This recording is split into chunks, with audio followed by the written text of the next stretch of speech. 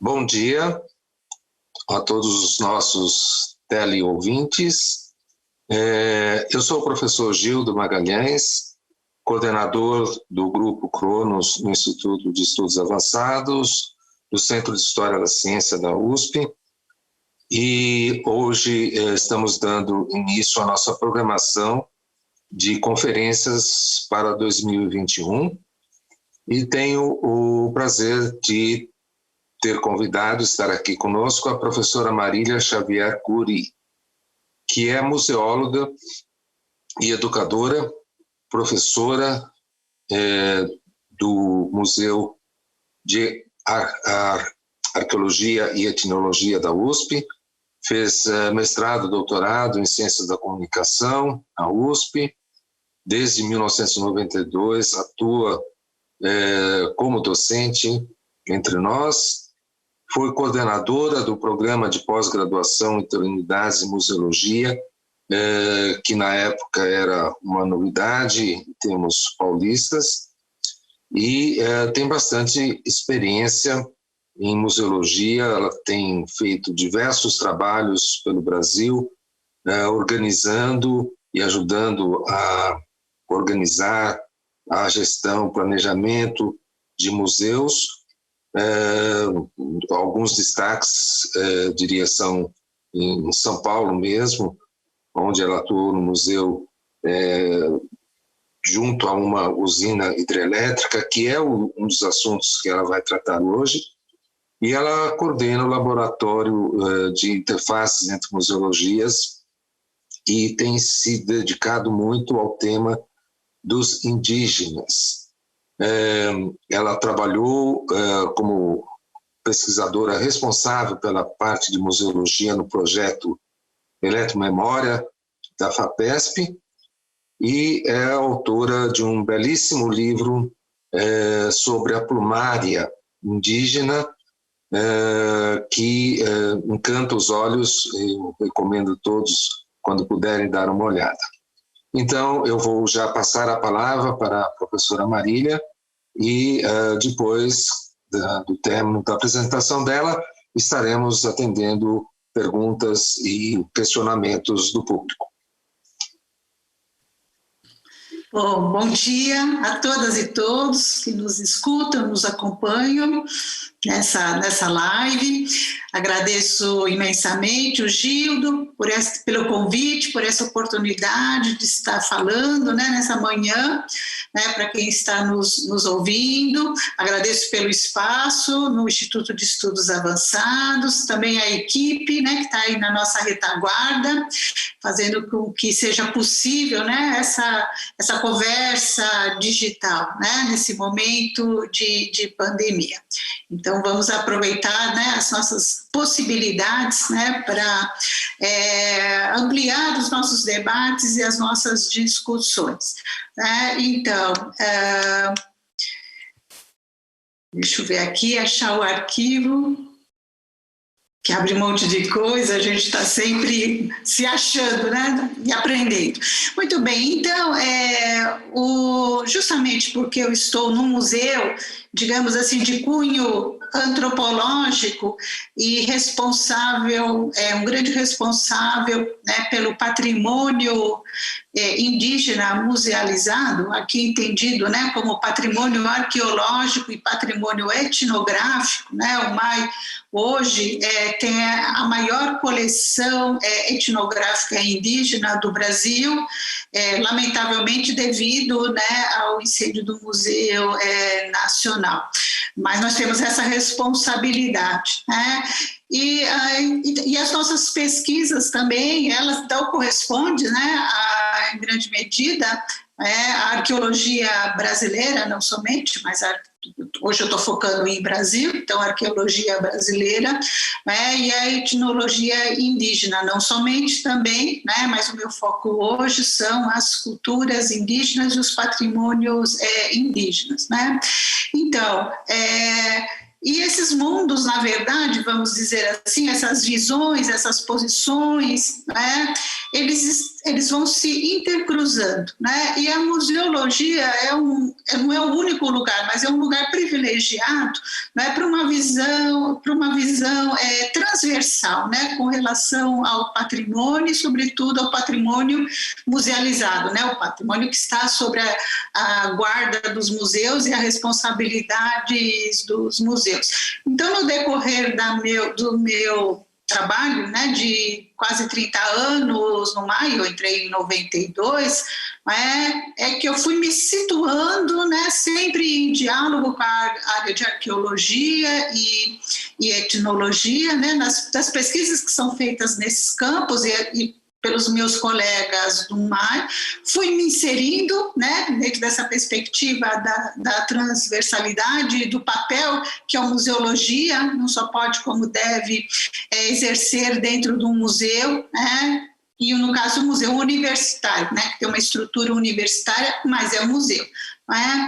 Então, foram sucessivas, digamos assim, né, descobertas, né, nos sentidos, né, de muitas camadas de possibilidades, né, de entender, né, essa minha inserção dentro do MAI, né? Então, um primeiro trabalho, né, que eu desenvolvi no contexto do MAI, né, foi relacionada à usina hidrelétrica Água Vermelha. Isso foi no final da década de 90, no comecinho dos anos 2000, quando foram encontrados achados arqueológicos, arqueológicos,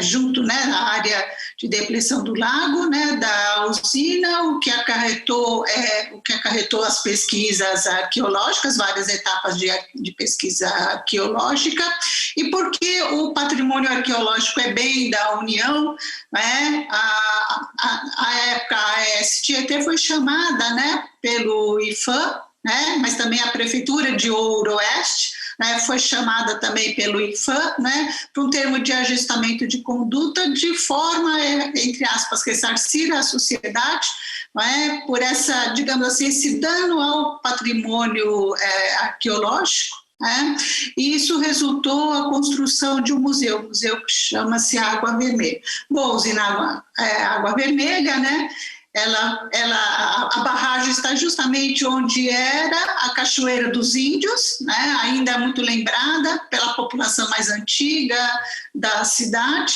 né, a usina está no Rio Grande, né, e no município do Oeste, como eu já falei. E aí está o Museu Água Vermelha, né, que é um pequeno grande museu no sentido do seu alcance regional, né, na região ali de São José do Rio Preto, né, a macro-região. Ela não tem um museu arqueológico, né, que fala então justamente, né, das sucessivas ocupações nessa região do estado de São Paulo. Então esse museu ele acaba tendo um papel muito grande, né, apesar, né, da sua metragem quadrada não corresponder, mas isso na verdade não importa. O que importa é o alcance da instituição e como ela trabalha e como ela opera. Então o Museu Água Vermelha, né, tem uma relação, o nome, né, com a usina Água Vermelha. Na verdade, Água Vermelha não é o nome oficial, né, da usina, é um nome popular, vamos dizer assim, e foi por essa popularidade, então, né, que nós absorvemos o nome, né, para o museu. Basicamente, o museu apresenta 3 sítios arqueológicos, que é o AV, né, Água Vermelha 1, a 4, né, como também coloca, né, através de uma maquete, outros 20 sítios arqueológicos prospectados, né, lógico, na área, né, de abrangência da usina hidrelétrica, né, ou do impacto, né, imediato ali na região da usina hidrelétrica. Então, nesse museu, então, né, aborda, né, esses 4 sítios arqueológicos, né, então, e através das pesquisas arqueológicas se chegou, né, a 4 datações, né, 9.000 anos, 5.000 anos, 1.500 anos e 500 anos antes do presente. Então, aí nós temos, né, nesse lugar, usina hidrelétrica Água Vermelha, né, 4 ocupações anteriores, né, à colonização, né, e aqui tem um pouco da exposição, né, para que seja possível ter alguma visão, né, a respeito dessa instituição e desse museu. Eu organizei esse museu, né, com meus colegas arqueólogos, Paulo De Blasi e Erika Merion Robran Gonzalez, né, e o museu ainda está lá, tem reserva técnica, ele é todo equipado, mas, sobretudo, tem um papel social bastante grande.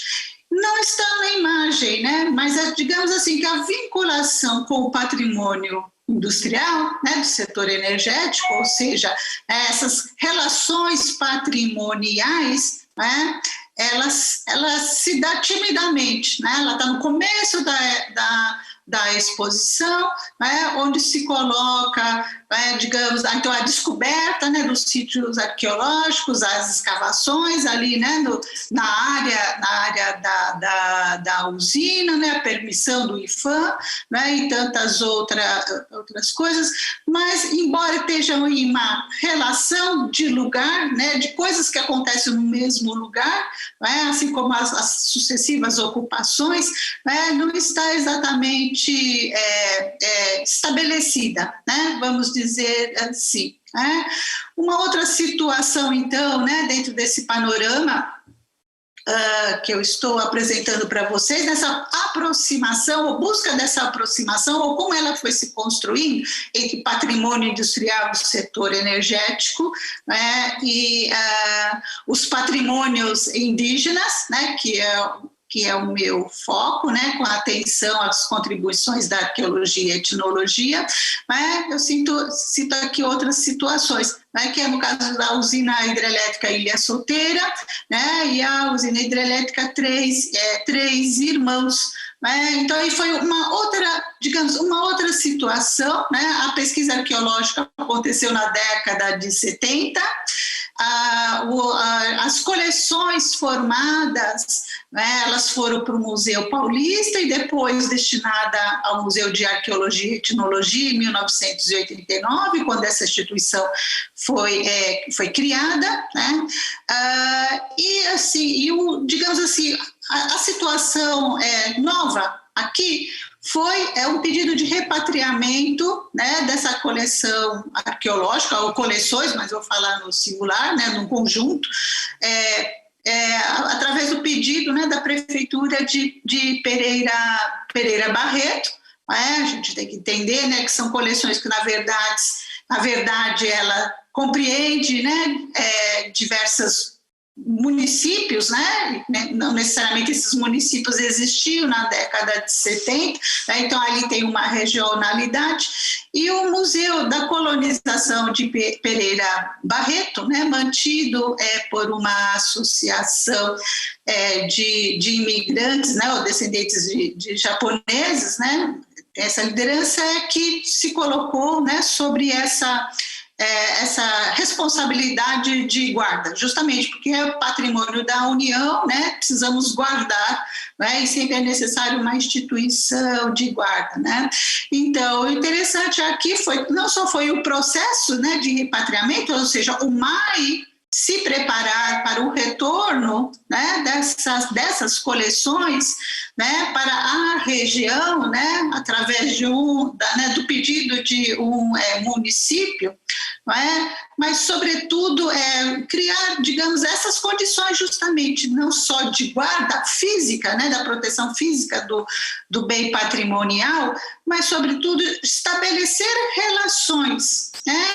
O que é que essas coleções, né, que remetem, né, a assentamentos, né, ocorridos, né, no passado remoto, né, tem a ver, né, com o hoje, né, com aquele lugar, onde essa coleção será tratada do ponto de vista social e educacional, né? Então foi um exercício bastante grande, né? E eu tenho que louvar, né, a capacidade da equipe do museu, né, da colonização de Pereira Barreto, né, de absorver, né, dentro dos seus discursos, né, o discurso arqueológico, né, e, digamos assim, as contribuições, né, de um passado remoto, né? Então eu só tenho que louvar a capacidade deles, né, de incorporar na instituição e trazer para o presente.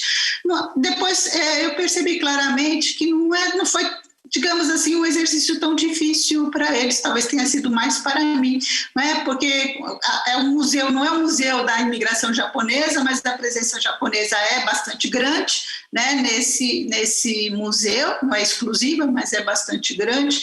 Então essa relação com a tradição, né, e com os antepassados, né, é que apoiaram, né, em termos de valores, né, a absorção dessa coleção dentro do discurso institucional, né? E uma situação que eu não participei diretamente, mas acompanhei depois, né, de concluída, né, foi a escavação arqueológica, né, na PCH, Pequena Central Elétrica, Gavião Peixoto, né, escavação essa, né, realizada pelo arqueólogo Robson Rodrigues em 2005, com o apoio do Museu Histórico Pedagógico Voluntário da Pátria, de Araraquara, mas justamente a coleção ali resgatada, né, retirada daquele lugar, a partir, né, toda a metodologia da arqueologia, foi destinada ao Museu de Arqueologia e Paleontologia de Araraquara.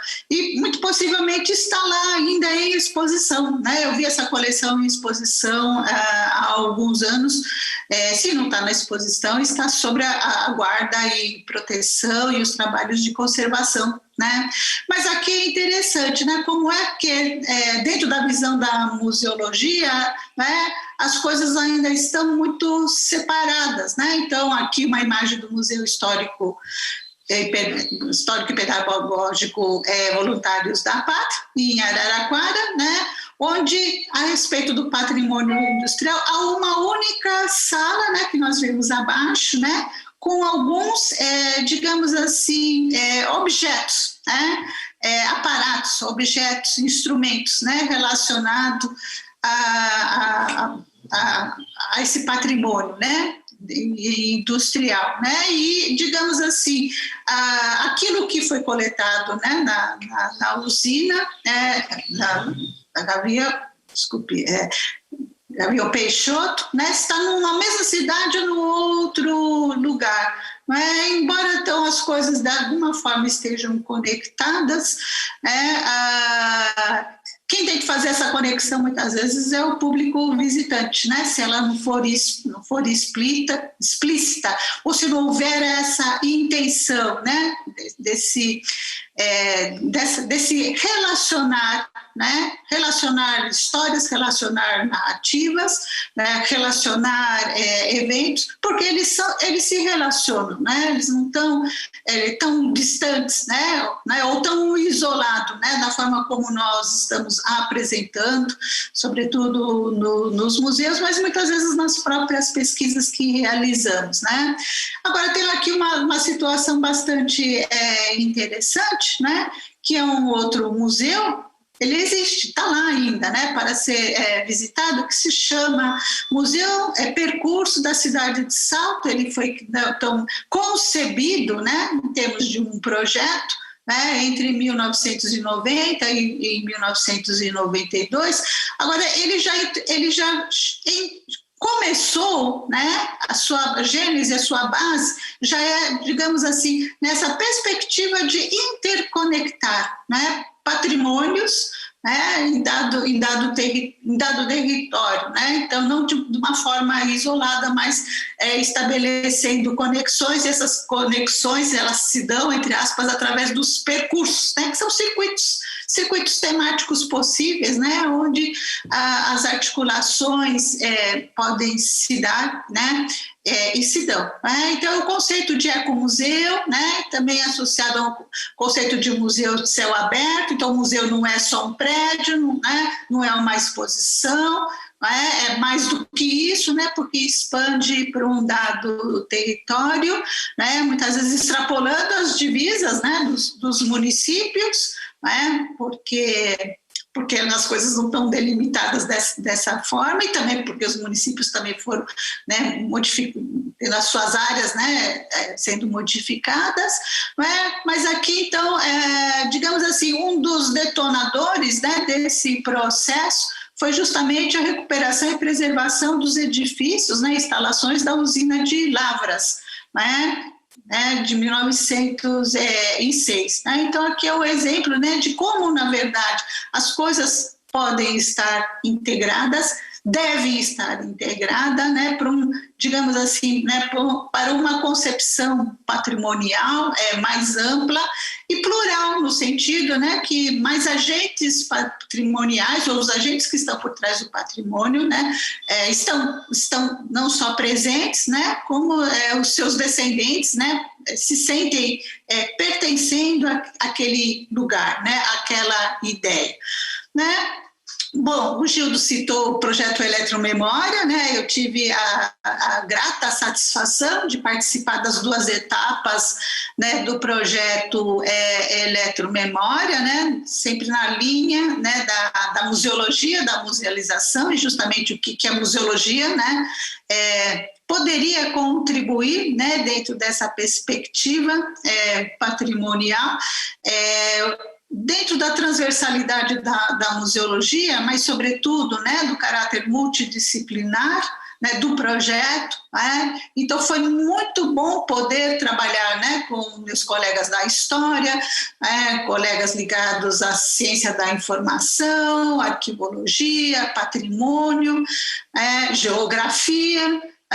Então, esse aspecto foi muito positivo e construtivo, justamente, né, porque os nossos trabalhos eram conjuntos, né, então essa visão conjunta, embora cada um tivesse a sua particularidade, mas como essa visão conjunta é fundamental para entender esses macros, né, sistemas patrimoniais, né, através de diversas perspectivas, mas perspectivas que se somaram. Então, o projeto em si, como financiamento FAPESP, foi concluído, mas a pesquisa em si ela continua, e eu continuo nisso, e daí eu venho cada vez mais avançando. Então, durante a pesquisa, nós tivemos a oportunidade, né, nessa fase 2, Eletromemória 2, né, a visitar as pequenas centrais hidrelétricas do estado de São Paulo. Aí está o mapa, né, de abrangência, né, do projeto. Então, a partir de expedições, né, de trabalho de campo, e, na verdade, hoje, né, deixa eu ver, não consigo mexer no cursor, mas dentro de toda essa perspectiva, né, tão surpreendente, né, de conhecer em loco, né, essas usinas hidrelétricas, que são imensos patrimônios paulistas, vamos dizer assim, já que a gente está falando do estado de São Paulo, né? Então foi uma oportunidade imensa, além do convívio, né, multidisciplinar com a equipe. Só que, né, então o projeto começou em 2008, a primeira fase, né, concluiu em 2 anos em 2010, e foi exatamente em 2010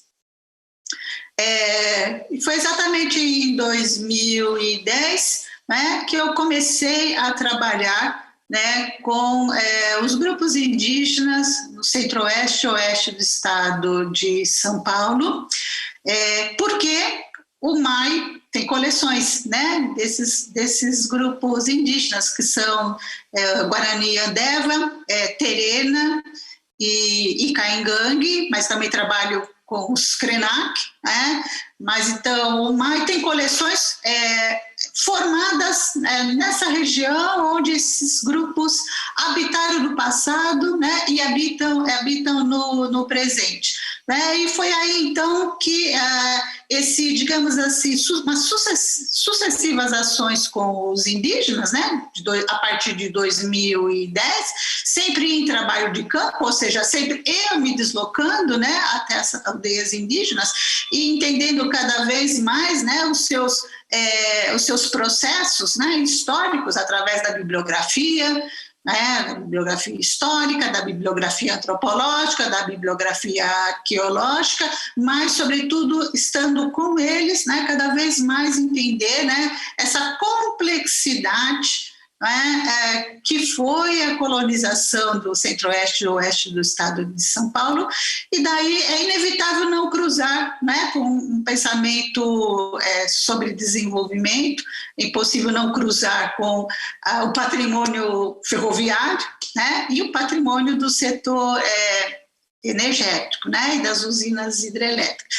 Então, aqui nós temos um mapa, né, feito no início do século XX, suponho que é 1907, pela minha memória, tem isso anotado, mas ele foi publicado em 1911 no artigo do von Ehring, né, na revista do Museu Paulista, mas digamos assim, é o primeiro mapa, né, feito por Kurt Nimon Daju, que é muito conhecido, né, pelo seu mapa etnohistórico, né, de Kurt Nimon Daju, e esse foi o primeiro mapa que ele realizou, uma vez que ele tinha recém-chegado, né, da Alemanha, né, e seu primeiro trabalho foi justamente no Museu Paulista, né, e aqui tem um produto, né, concreto desse trabalho dele, né, que é esse mapa, né, de manchas,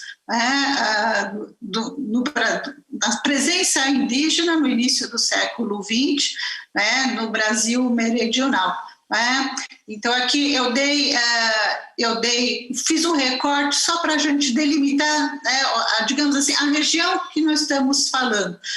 Então aí no centro, né, tem uma mancha avermelhada, né, está escrito Caingangue, né, uma mancha comprida, uma mancha Caingangue. Então mais acima tem o rio Tietê, mais acima da mancha tem o rio Tietê, e mais abaixo da mancha, né, tem o rio, né, Paranapanema.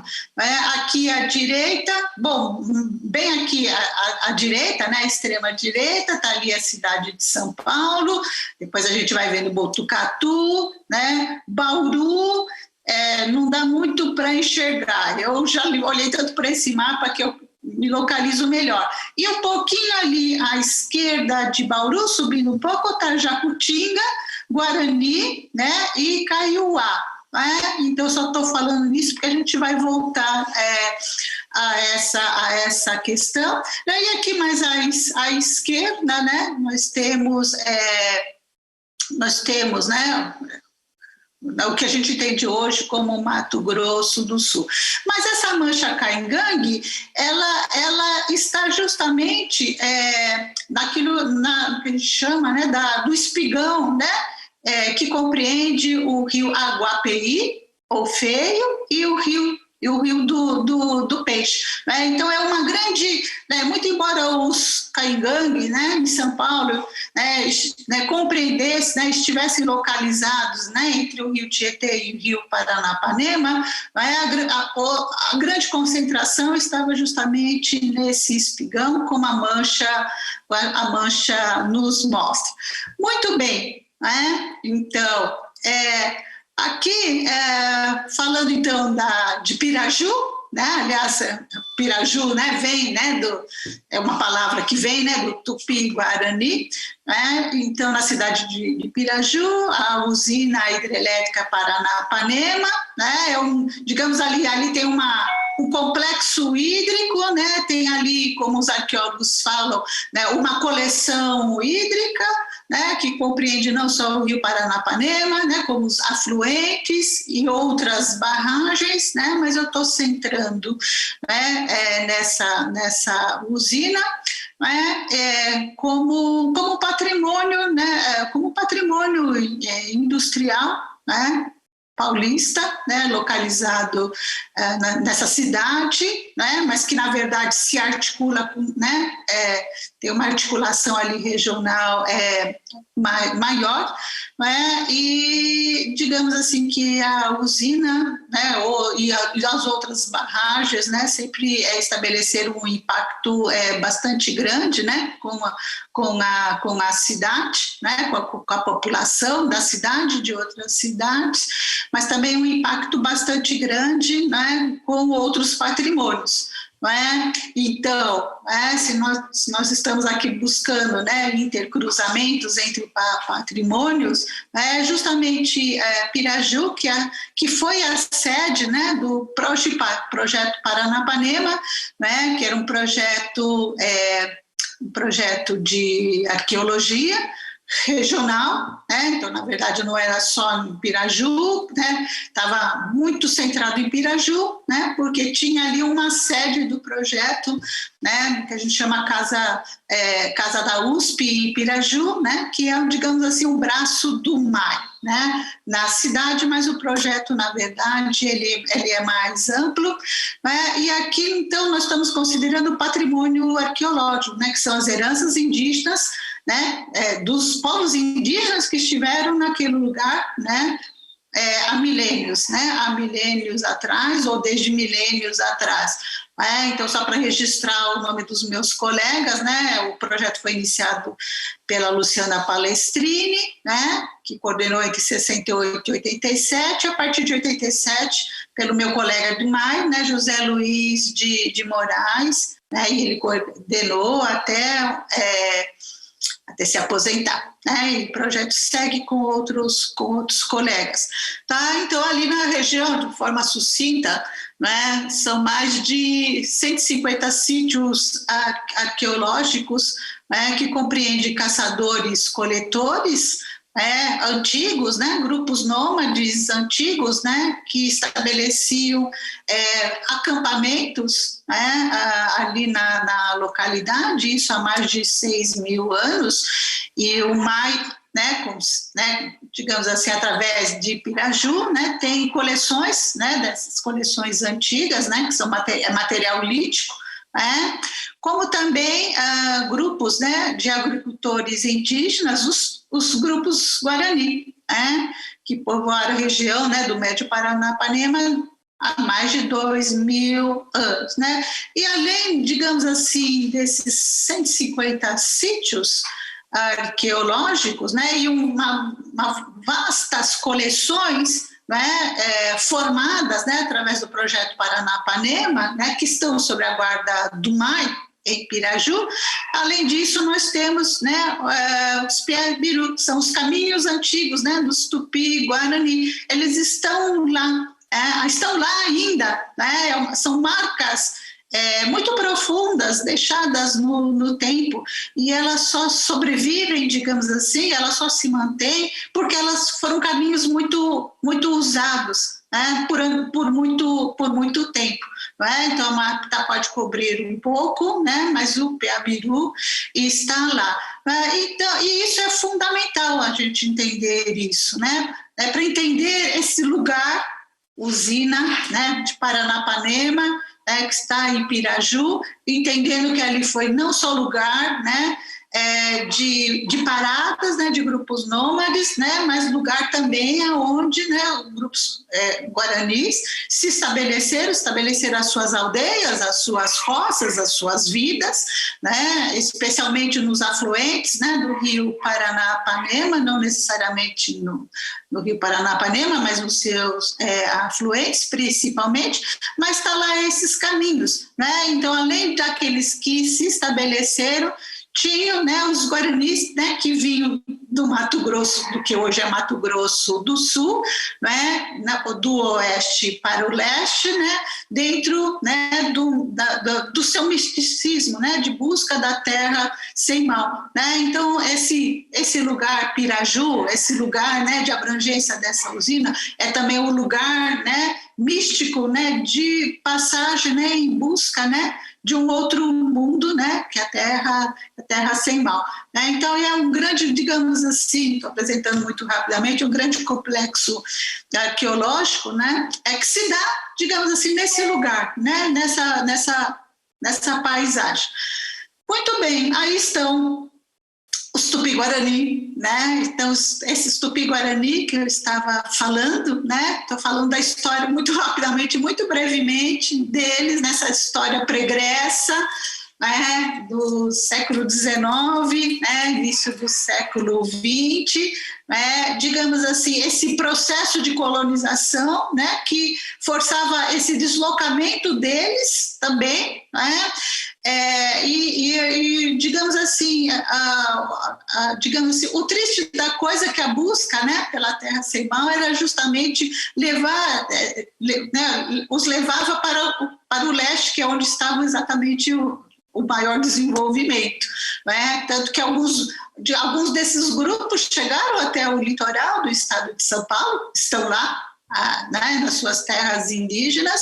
Alguns grupos ficaram, né, mais no interior, como é o caso, né, desse grupo Guarani Andeva, né, que reside desde o início do século XX, né, na terra indígena Araribá, né, e hoje, né, eles têm uma aldeia dentro da terra indígena Araribá que se chama Aldeia Nimoendaju, no município de Avaí. Então, a Jacutinga que eu apresentei lá atrás, né, diz respeito nessa história, né, da formação desse município, Avaí, aquela, digamos assim, aquela pequena mancha Guarani, Caiová, né, corresponde à presença desses Guarani Andeva, né, e dos Caiová, né, naquela localidade, naquele mapa, né, realizado por Kurt Nimoendaju, e foi o Kurt Nimoendaju também que ajudou, não é, de certa forma, a formação dessa terra indígena, o que permitiu, né, a sobrevivência desse grupo, que também estava sendo, dentre tantas coisas que os afetaram, né, tinha também a questão da contaminação, né, e da febre amarela e tantas outras doenças, né, que foram transmitidas a eles, né, e a aldeia chama-se Nimoendaju, também em homenagem ao Kurt Nimoendaju. Eles têm o Kurt Nimoendaju na memória deles, né, do início do século XX até o início do século XXI.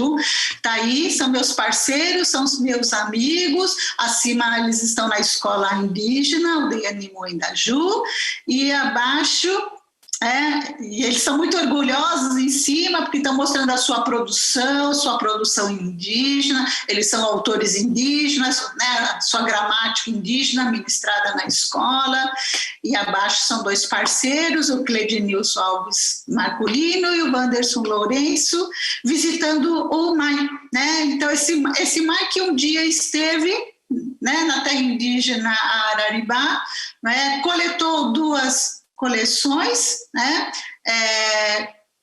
ou chamou, né, para conhecer não somente essas coleções, que são coleções etnográficas, coletadas por Egon Schade e Herbert Baltz, né, em 1947, né, mas também ter acesso às coleções arqueológicas, né, que dizem respeito também a eles, né. O outro grupo, Guarani Andeva, né, está na aldeia Tecoaporã, né, do cacique Darã, né, e está lá em Itaporanga, também tem a ver com essa história, né, que eu estou narrando muito brevemente. Ainda não conheço a aldeia, ainda não conheço pessoalmente o cacique, né, mas certamente uma ponte, né, de um trabalho, né, entre o MAI e esse grupo. Não é só possível, como é necessário, né, dentro das responsabilidades que o museu, sobretudo os antropológicos, tem hoje, né, de comunicar, né, aos herdeiros desses patrimônios o que está sobre a nossa guarda. Uma vez comunicando, também dar o acesso. Muito bem, Rancharia Quatiara. Então, foi uma outra usina que nós visitamos, né, pelo projeto Eletromemória 2, as fotos são do Gildo, né? Então está aqui o patrimônio industrial, também aprendi muito com a Sônia com a Sueli, né, a respeito das questões geográficas, né, e do meio ambiente. Então a gente também tem essa noção, né, de quantas as usinas colaboraram, né, para essa preservação ambiental, né, das matas, da fauna e da flora, né, mas também esse patrimônio industrial, digamos, né, no estrito sensu, né, mas que envolve também uma questão de arquitetura, né, e tantas outras coisas. Nós fizemos esse campo, né, tá aqui a data, 16 de fevereiro de 2016, dias após, né, ou um mês após, né, uma grande enchente que teve ali no Rio do Peixe, né, eu peguei digamos assim, uns trechos de uma matéria, né, divulgada, né, no G1 da Globo, tá aqui os créditos, né, direitinho, né. Então, um mês depois de uma grande enchente, né, no Rio do Peixe, né, que interditou uma ponte, né, numa estrada vicinal, né, que une, né, diversos municípios, diversas cidades, né. Então, isso, na verdade, ficou muito na minha memória, porque foi justamente, talvez, nesse momento, né, no dia 16, né, de fevereiro de 2016, né, com as águas já baixas, mas as marcas, né, da enchente ali, né, muito, muito visíveis, né, com a lama, né, a marca da enchente, né, estava muito visível, embora a água tenha baixado, né, foi exatamente nesse momento, né, conversando com um engenheiro, né, que eu comecei a ver como, na verdade, nós podemos ter perspectivas diferentes, né?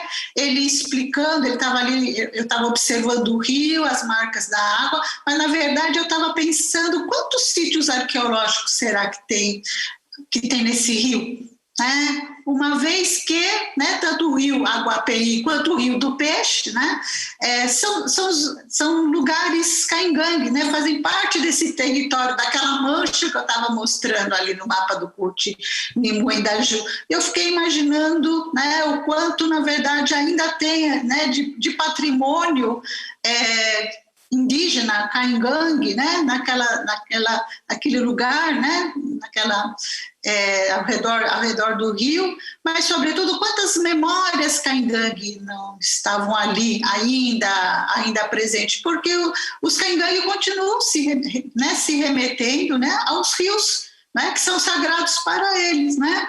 O rio Aguapeí, Ofeio, o Rio do Peixe, o rio Iacri, né, e outros rios, na verdade, que eles mantêm, né, uma relação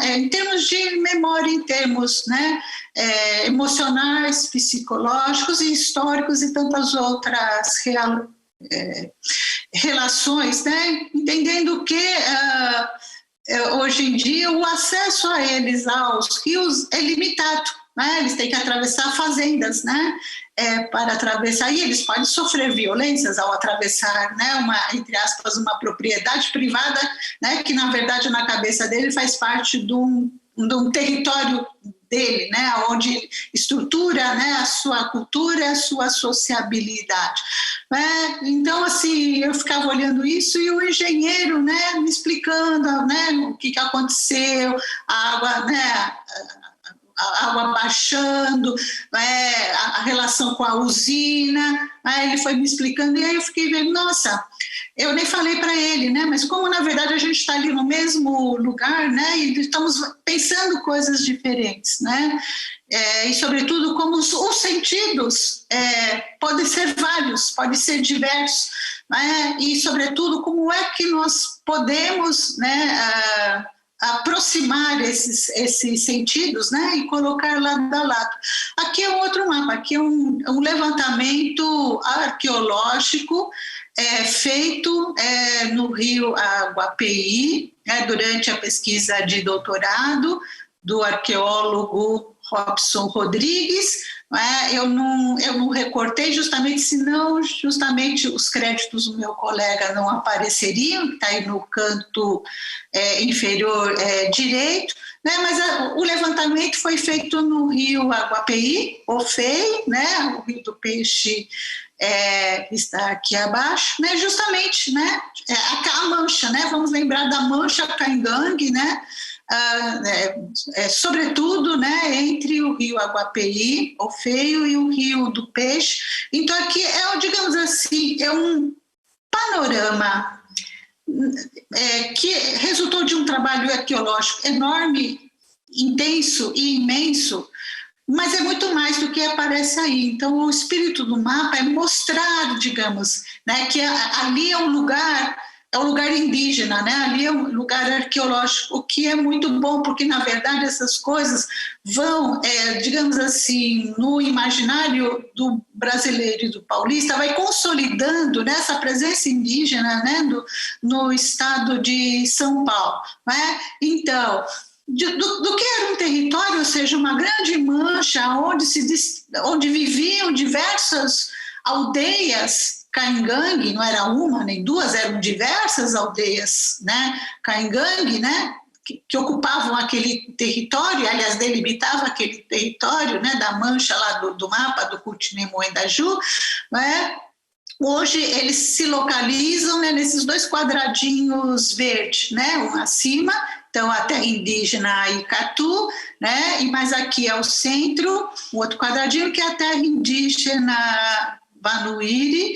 As bolinhas vermelhas são as cidades, né, são os municípios, né, e as outras manchas todas, as amarelas, por exemplo, eram acampamentos Caingangue, então os lugares onde eles passavam algum período de tempo, né, para coleta, para caça, para pesca, para coleta, né, em determinados momentos, né, do ano. As manchinhas laranjas eram as aldeias, né? Eram as aldeias, a manchinha cinza são os cemitérios Caingangue, né? E depois aqui tem aldeias arqueológicas, aldeia arqueológica Caingangue, né, que na verdade é um sítio arqueológico dentro da terra indígena, né? Então, para a gente entender, na verdade, essa chegada da colonização, né, a forma como abalou, digamos, essa estrutura social, essa sociabilidade, né, e isso, na verdade, tem que estar na pauta, né, das nossas discussões, das nossas conversas, sobretudo a violência, né, sofrida, porque foi um processo bastante violento, né, com genocídio, mortes por armas, contaminação por doenças, né, como o sarampo, né, então é uma história que precisa ser contada, né, seguramente tem que ser contada, né, e bom,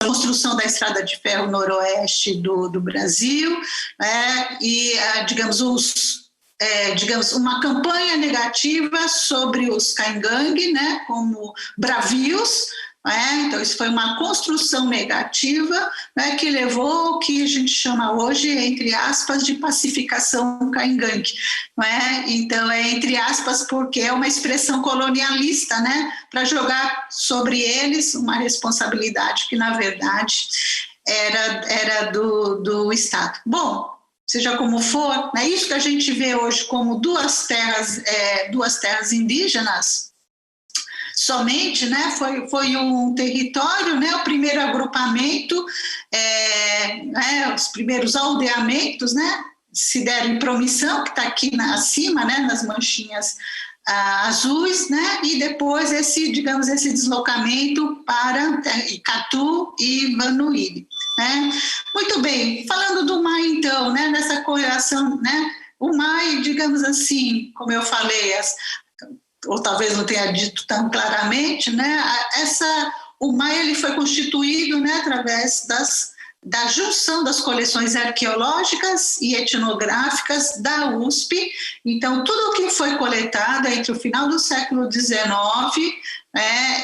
e no século XX, pelo Museu Paulista, por exemplo, está sob a guarda do MAI hoje.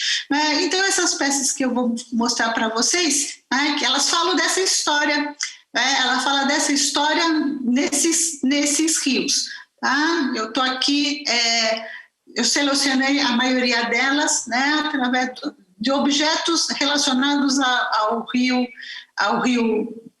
do Peixe, mas também do Rio Feio, o Rio Aguapeí. Então, a primeira então, essa inscrição é exatamente a inscrição passada no momento que esse objeto deu entrada no Museu Paulista. No caso, se a peça foi coletada em 1905, eu não sei a data exata de quando ela deu entrada, mas foi anteriormente a 1914, porque justamente eu consultei o inventário de 1914, do Museu Paulista. Então, vamos ver, digamos, a história que está nessa inscrição. E também a história colonialista, porque precisava justificar, tantas coisas precisavam ser justificadas, ou tinha aí uma arquitetura de um marketing, que precisava justificar o desenvolvimento, mas ao mesmo tempo colocar os caingangue numa posição desprivilegiada, como ferozes, como selvagens, Então, flechas de índios caingangue do Rio Feio, oferecida pela Comissão Geográfica e Geológica do Estado de São Paulo, coletada durante a expedição do Rio Feio em 1905. Um outro objeto, arcos, são vários, eu selecionei aqui alguns, arco de guerra dos índios coroados, arco de guerra, não bastava ser arco, tinha que ser de guerra, como se os caingangue, chamados também como coroados, tivesse digamos assim, esse objetivo na sua vida, Bom, arco de guerra dos índios coroados encontrado depois do ataque à turma do Rio do Peixe. Está ali a data, exatamente a data, também oferecida, objeto doado pela Comissão Geográfica e Geológica do Estado de São Paulo. Um outro objeto é crânio de índio coroado, 60 anos, capitão morto por ocasião do assalto que os índios fizeram. Olha, não é nem tão subliminar, é bem, digamos assim, a intenção da inscrição ela é muito clara, e ao mesmo tempo justifica a morte do capitão, e nas entrelinhas justifica a preservação daquele crânio para ser levado para o museu, o que no jargão da museologia a gente chama de troféu de guerra, Então, não bastou matar, precisou, na verdade, guardar, digamos, as marcas desse conflito, e as marcas do vencedor, no objeto. Bom, isso foi coletado em Bauru, vamos esquecer ali Bauru, Jacutinga, os caingangue estavam lá também. Um outro objeto, panela dos caingangue, coletado por Garbi, que era um funcionário do Museu Paulista, em 2010, numa das estações de ferro, da Estrada de Ferro noroeste do Brasil. E, por último, uma panela dos índios coroados, encontrada pela turma do Rio do Peixe. Encontrada como? Já faço essa pergunta, como assim encontrada? Então, por que uma panela inteira, estaria ali esperando a chegada, Então, bom, vamos continuar. 1906 também, coletada pela Comissão Geográfica e Geológica do Brasil, e aqui eu destaquei, permutada, com o Museu Nacional da História Natural do Smithsonian Institution, em Nova York. Por que eu destaquei? Porque nesse novo compromisso dessas novas histórias que nós estamos contando, vamos ter que contar para os Caingangue onde está esse objeto que é do seu antepassado, né, objeto esse, né, que ele é herdeiro, como é que essa trajetória desse objeto, mostrar essas inscrições, essa trajetória desse objeto dentro do museu e depois desse objeto no outro lugar. Muito bem, quem são esses que a gente tem que contar? Né? Então, os Caingangue, né, na usina Paranapanema, eu destaquei os Guarani Andeva, mas tem acervo Caingangue também, né, decorrente, né, do projeto Paranapanema, né, mas aqui no que diz respeito, então, ao rio Aguapeí e ao rio do Peixe, né, se refere diretamente aos Caingangue, né, lembrando da mancha, do mapa do Coutinho-Moendaju, lembrando, né, do levantamento feito, né, pela equipe do colega Robson Rodrigues, né, e de onde eles estão, né? Então aqui é a terra indígena Vanuiri, acima a Dona Ena, uma ceramista, ela é filha da Candiri morreu com 110 anos, ela atravessou o século XX, ela era mocinha em 1912, né, quando, entre aspas, aconteceu a pacificação Caingangue, né, e digamos assim, a delimitação desse grupo, né, em aldeamentos e depois nas duas terras indígenas. Está aqui a Dona Ena, né, e o filho dela, né, que esteve no MAI USP, justamente para conhecer, né, os objetos Caingangue, né, os objetos dos seus antepassados. Os objetos foram coletados, né, naquela mancha feita pelo Coutinho-Moendaju. Caingangue tem indígena Vanuiri, está aqui à direita a Pajé, né, a Cuyã, disse Jorge, né, também herdeira, né, dos saberes ancestrais, né, e os saberes ancestrais ligados à espiritualidade, e ao lado dela, Suzilene Elias de Melo, que não só é filha dela, mas assistente dela, né, nos rituais, nos trabalhos da espiritualidade. Está aí a Dirce, acima, numa situação em museus, ela estava no MAI, nos purificando, né, para que nós pudéssemos, né, trabalhar, né, junto ao patrimônio Caingangue, que é um patrimônio sagrado para ela, abaixo, né, um ritual Caingangue, a terra indígena Vanuiri, né, no lugar sagrado do Coiós, na mata sagrada do Coiós. Caingangue, né, tem indígena Vanuiri, arco-íris, acima, né, os indígenas que faziam tantos acampamentos junto ao rio Aguapeí e ao rio do Peixe, né, pescando, né, pescando, hoje, né, se limitam, né, a pequenas áreas, né, represadas, né, que eles têm que, inclusive, limpar para criar peixe, né? Eles adoram peixe, né? Hoje eles compram peixe lá no pesqueiro, né? Pacu no pesqueiro, né? Então a tradição da pesca, né, ou do hábito alimentar, vamos dizer assim, relacionado, né, ao peixe que outrora era pego, né, do rio, né, com suas armadilhas, e com as suas armas, né? Hoje ou ele é criado ou ele é comprado no pesqueiro, mas a tradição continua, a resistência, né, ela continua. Caingangue, terra indígena Icatu, está aqui o cacique Ronaldo Iaiate, né, mantendo a aldeia fechada durante a pandemia, né?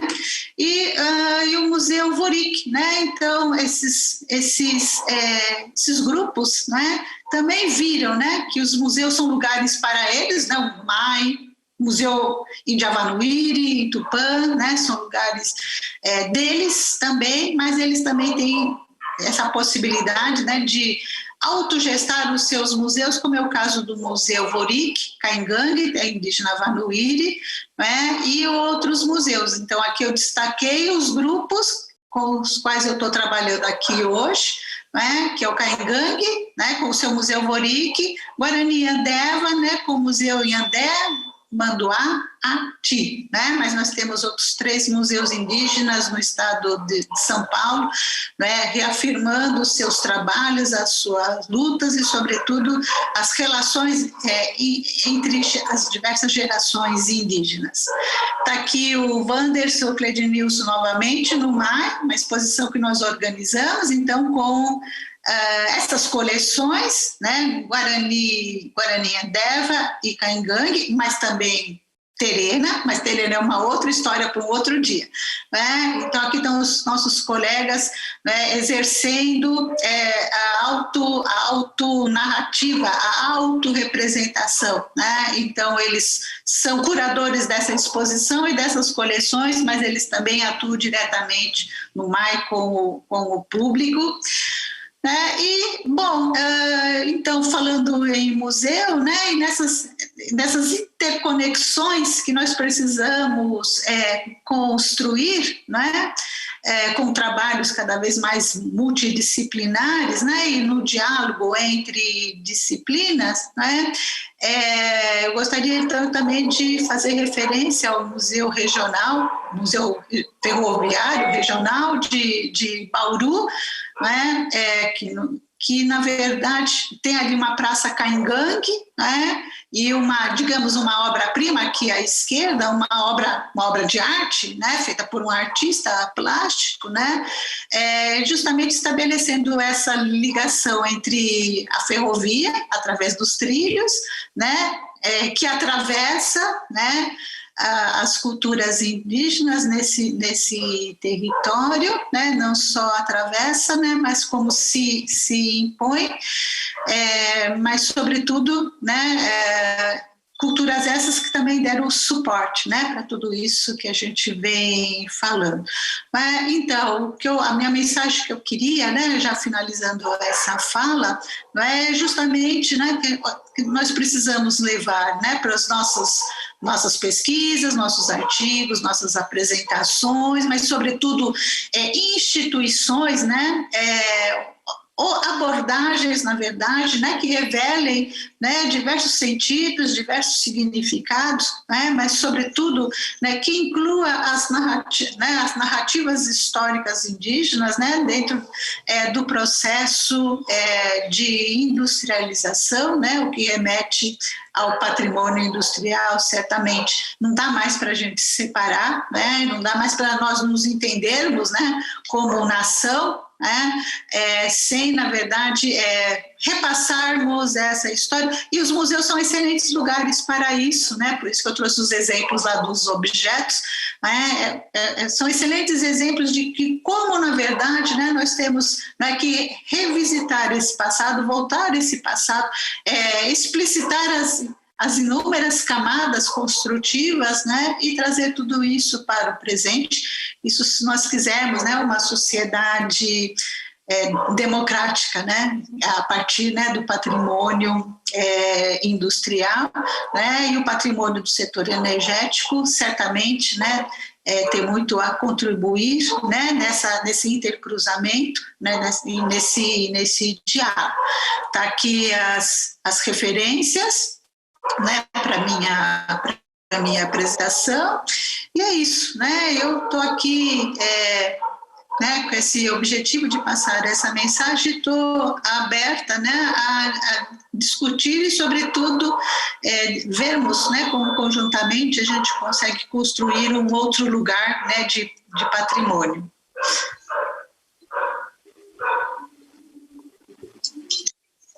Muito obrigado, Marília, por essa apresentação que você destaca como a história é a sobreposição de várias camadas, muitas delas chegando aos dias de hoje.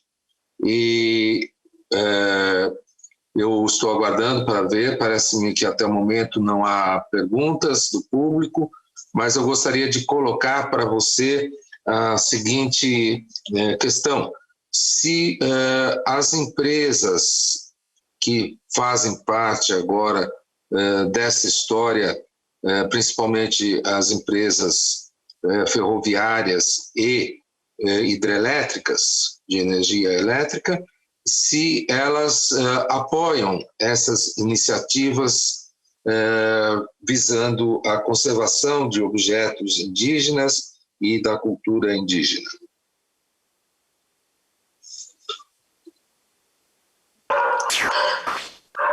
Olha, Gildo, então, a legislação patrimonial, né, impacto ambiental, ela prevê, né, o levantamento arqueológico, né, em qualquer empreendimento, e nós precisamos ficar muito atentos, né, a isso, né, porque, na verdade, a partir de um empreendimento, uma estrada, uma usina hidrelétrica, seja, né, construção de uma edificação, né, se refere a muitas coisas, entre elas patrimônio arqueológico, e essa história do Brasil, né, a história do Brasil, né, entendendo que isso remete a milhares de anos, né, antes do 1500. Então, na verdade, esse subsídio, né, já é feito, né, pelos empreendedores, e quando e no caso também, né, remete, né, envolve, né, as usinas hidrelétricas. Mais uma vez, digamos assim, isso envolve termos de ajustamento de conduta, uma série de coisas, ressarcimento da sociedade, né, pelo dano que o empreendimento em si, né, causa, e causa mesmo, passa uma estrada ali, muito do patrimônio arqueológico que não for resgatado, né, será destruído, como o patrimônio arqueológico, né, dos 4 sítios arqueológicos Água Vermelha, eles serão destruídos, né, porque, né, a cada chuva, a cada enchente, o sítio é todo coberto, então a tendência é ele, né, se desfazer, deteriorar e se desfazendo, né, com a subida e descida da água, a terra vai e as coisas se vão também. Então, assim, então tudo está mais em torno dos termos de ajustamento de conduta, a partir dessa obrigação, né, do ressarcimento, que pode ser de diversas formas, pode ser um trabalho educacional, como foi, né, a construção do Museu Água Vermelha. Não existia o Museu Água Vermelha, ele saiu digamos, entre aspas, do nada, né, ele foi construído, né, desde do seu princípio, da sua matriz, né. Agora, concluindo esse trabalho, né, daí fica no diálogo, nos acordos, né, entre as concessionárias e as prefeituras. Então, aí precisa, digamos assim, um outro trabalho, né, de construção, né, de uma continuidade, não é? Porque é isso, o Museu Água Vermelha, ele continua, a responsabilidade é da prefeitura, né, que a parte da prefeitura é justamente, né, ceder o prédio e cuidar e manter e ter funcionário ali naquele museu, né? Mas a gente sabe que a manutenção de um acervo, seja ele qual for, mas estamos falando aqui do arqueológico, né? Ele se dá no tempo, ele se dá, né, no infinito, né? Então eu vejo aí uma necessidade, né, de, digamos assim, que essa costura, né, ela seja mais contínua e mais permanente, né? Então houve um investimento num determinado momento, né? Então, assim, é lógico que a gente está falando, digamos assim, o que está por trás disso tudo, o que poderia estar por trás disso tudo, né, para estruturar esse pensamento colaborativo, né, entre usinas hidrelétricas, né, e os museus e a preservação desse patrimônio, seriam talvez políticas públicas mais sólidas. Então, tanto para o patrimônio científico quanto o patrimônio industrial, né, o que envolve o patrimônio do setor energético, nós precisaríamos de políticas públicas mais sólidas, né, para justamente poder sustentar,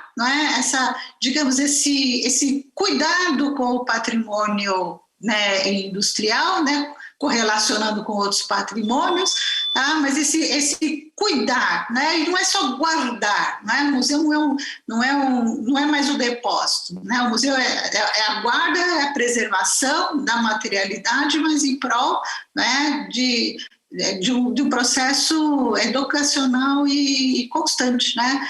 Então, eu acho que as políticas públicas, né, tanto para o patrimônio industrial ainda precisam ser melhor desenvolvidas, quanto as próprias políticas museais também, elas precisam estar melhor, né, desenvolvidas e afinadas, né? Então, eu acho que a gente ainda tem muito trabalho para fazer, né? Nós, na universidade, nós estamos mostrando, digamos assim, o que está sendo feito, mas, ao mesmo tempo, o que precisa ser completado ou aperfeiçoado, ou melhor elaborado, melhor avançado, né? E nós estamos também, você sabe muito bem, mostrando, desenvolvendo, né, processos, né, que respaldem essas discussões sobre políticas públicas.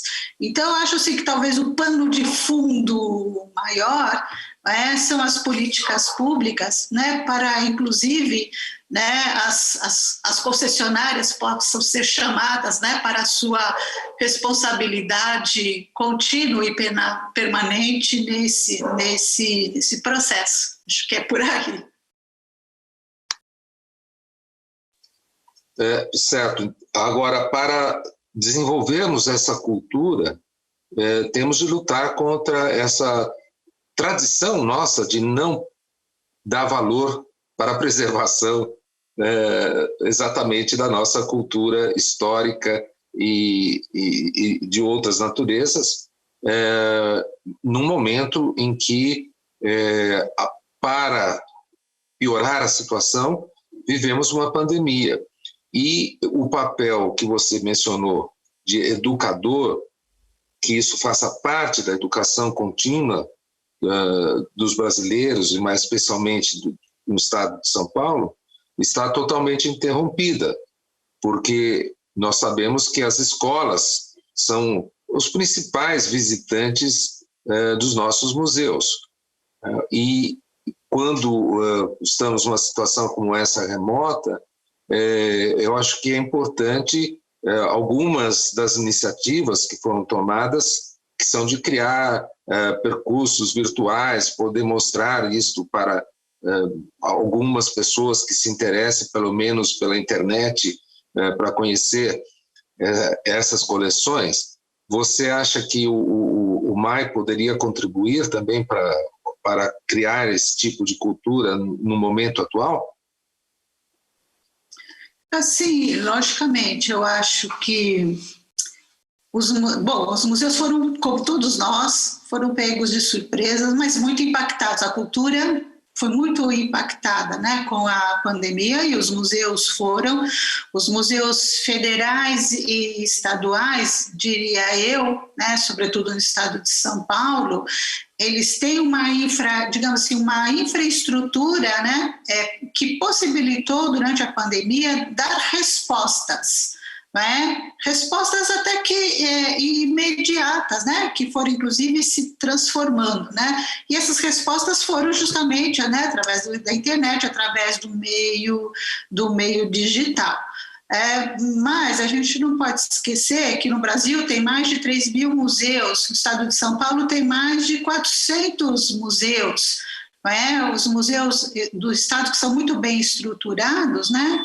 Não me lembro o número exato, mas que sejam 20, né? Então, quantos museus municipais, né, ficaram talvez desmobilizados, né, ou com uma mobilização menor, né? Então a gente tem que pensar, digamos assim, as responsabilidades museológicas, né, nos diversos níveis, federal, estadual e municipal, né? Então o MAI, como museu no estado de São Paulo, né, um museu público dentro da Universidade de São Paulo, né, deu as suas respostas, né, através, né, de, digamos assim, de um grupo de profissionais, né, ligados à divisão de apoio à pesquisa e extensão, né, que estrutura diversas, digamos, mensagens ou linha, né, um programa, na verdade, de comunicação através, né, de determinadas linhas,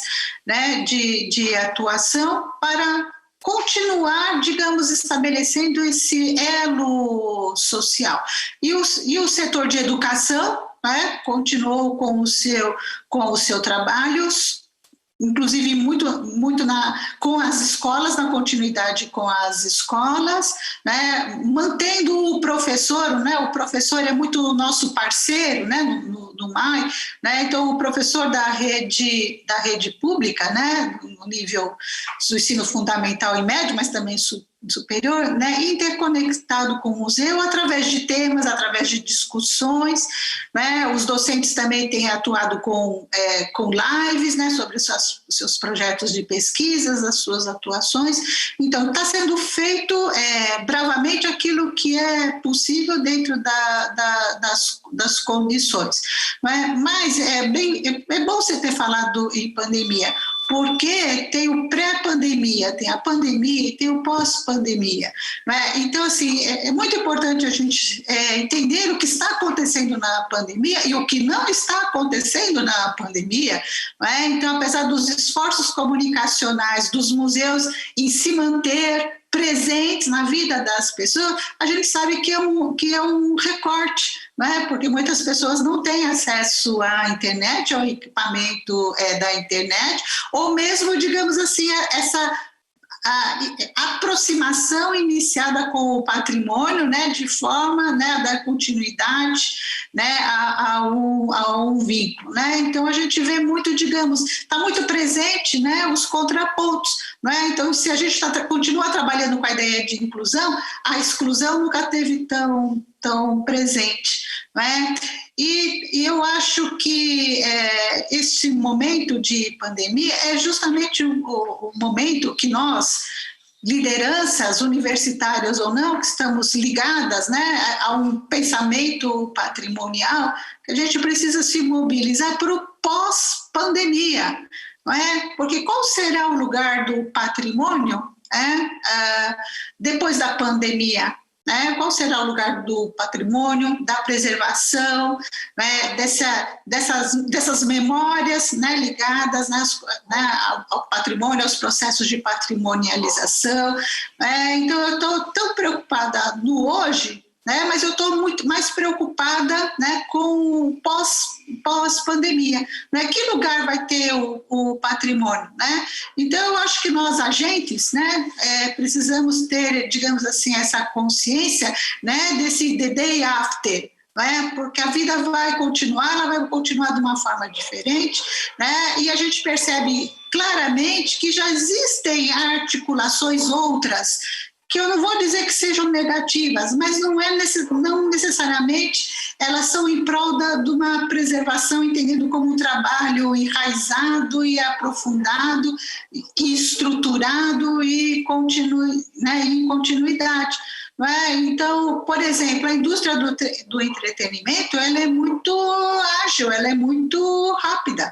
Eu não vou dizer que ela é contra o patrimônio, mas nem sempre ela é a favor do patrimônio, justamente porque ela não tem esse enraizamento, ela não tem, digamos, essa base que nós procuramos não só estruturar, como avançar, né?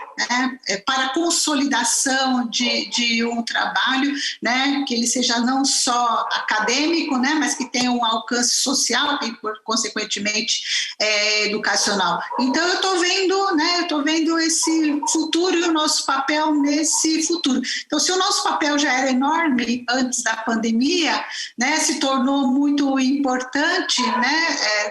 Durante a pandemia, mas eu estou muito preocupada com esse pós-pandemia e como é que isso, como é que nós vamos continuar de forma adaptada, mas como é que nós vamos continuar aquilo que nós já fizemos, não quero, digamos assim, virar a página e deixar um trabalho consolidado para trás, porque vai ser uma perda imensa. Seria uma perda imensa. Então, precisamos tomar muito cuidado. E o setor de educação dos museus, nós precisamos olhar para esses setores com muita atenção, porque tem aí nesse setor, né, o que eu entendo como setor? Né, é a institucionalização da educação museal, né, com né, um trabalho feito por profissionais altamente qualificados, no viés, né, daquilo que é necessário dentro das questões patrimoniais e museais, né? Então, são profissionais que antes da pandemia já tinham um papel muito grande, mas não tinham a sua valorização devida. Na pandemia, né, teve aí uma pesquisa realizada, né, sobre os setores de educação, que eu ainda não sei os dados, mas a gente sabe que o impacto foi grande, porque aconteceram demissões nesses setores, né, setores de educação em museus, né? E nessa perspectiva da digitalização da internet, outros profissionais vão aparecer, né? Profissionais ligados, né, justamente a essa arquitetura, né, necessária na internet. E daí a minha pergunta, onde é que vai ser o lugar da educação, né, como uma construção de um pensamento, né, de uma consciência, né, preservacionista, tá certo? Onde é que vai ficar o lugar, né, do educador nisso? É, entendendo que tantas coisas hoje em dia circulam na internet, né, algumas ligadas à educação, nem sempre são, né, e muitas coisas ligadas ao entretenimento também, né? Então, assim, esse novo lugar do museu, né, ele está sendo engendrado já. Se a gente prestar atenção, a gente percebe que ele já está sendo engendrado. Então, cabe a nós, lideranças acadêmicas, né, e setor patrimonial e museal, prestar atenção a essas novas configurações. Eu acho que muitas configurações são possíveis, né? Mas eu acho que, digamos assim, elas não podem ser excludentes. Então, o trabalho do patrimônio é um trabalho estruturado, demorado, aprofundado, contínuo e permanente, né, de forma a ir consolidando, né, e a indústria do entretenimento, ela tem uma outra agilidade, então há que se cuidar das duas coisas, né, e tantos outros conceitos. Ontem mesmo eu estava terminando um artigo falando, né, dos museus indígenas, né, e eu lendo tantas coisas que saem na internet, né, o futuro do museu, então tinha ali uma chamada, o futuro do museu, né, a diversão. Eu falei, mas que museu? Que diversão é essa? Como é que a gente pode chamar o nosso público para se divertir numa exposição antropológica, né, que fala do patrimônio indígena, uma vez que o indígena não é diversão, não é diversão. Ele pode ser lúdico, porque ele é lúdico, né? Ele fala de muitas coisas, né, de uma forma lúdica, mas não esvaziar. Então, são questões que a gente tem que pensar, né? E tem algumas chamadas que a gente precisa estar muito atento, né, e discutir, né, no sentido de questionar, mas que museu é esse da diversão? Qual é esse museu? O que é exatamente o museu, né? Quais são, digamos assim, os métodos, né? E os protocolos, os procedimentos, né? Nós não falamos do índio no passado como algo distante, algo que não existe, ele está ali, né? Ele existe, né? Ele tem história, né? Então, como é que a gente consegue, né, reunir muitas visões e muitas falas, né, promovendo uma interculturalidade? Esse processo intercultural é um processo educativo. É um grande desafio para o museu, mas não podemos esquecer, né, que, embora compreenda a instituição como um todo, que não existe um setor, né, que se prepara para isso. Aliás, o setor de educação, hoje, é o melhor preparado para lidar com públicos. Por quê? Porque esse é o ofício dele. Esse já era o ofício dele antes da pandemia, continuou sendo na pandemia e espero que continue sendo após a pandemia. Então, falando de educação, a gente não pode, então, levantar essas questões. Muito bem, eu agradeço novamente, Marília, com essas palavras de alerta sobre a importância de termos recursos financeiros e humanos na parte educacional dos museus para ajudarmos a criar uma cultura de verdadeira preservação e atenção para com o nosso passado e presente e futuro. E espero que em breve, o mais breve possível, os museus possam todos estar reabertos e sendo visitados. Então, agradeço e esta nossa transmissão de hoje foi gravada, será editada e em breve estará disponível para visualização no YouTube. Muito obrigado. Eu que agradeço, Gildo, mais uma vez, por essa oportunidade. Fico à disposição, né, de quem nos acompanhou, não fez pergunta hoje, mas pode fazer pergunta no outro momento. E eu gostaria também, então, só de convidá-los também, né, para o Facebook, né, acompanhar as postagens dos museus indígenas. Então, tem o Museu Vorik, que eu citei, que está no Facebook, tem o Museu Akan Krenak, que também está no Facebook, eu acho que vale a pena. Eles continuam trabalhando durante a pandemia em torno da ideia museu, continuam postando, então o museu para eles continua sendo, né, um elemento bastante importante e articulador, né, e fora isso, né, também convido os ouvintes a visitarem cada vez mais museus, né, e se questionar e questionar aquela instituição. Quando eu digo questionar a instituição, entender o papel daquela instituição, a sua forma de trabalho, e ficar alerta para que não pedir para aquela instituição talvez aquilo que a gente possa achar num outro lugar.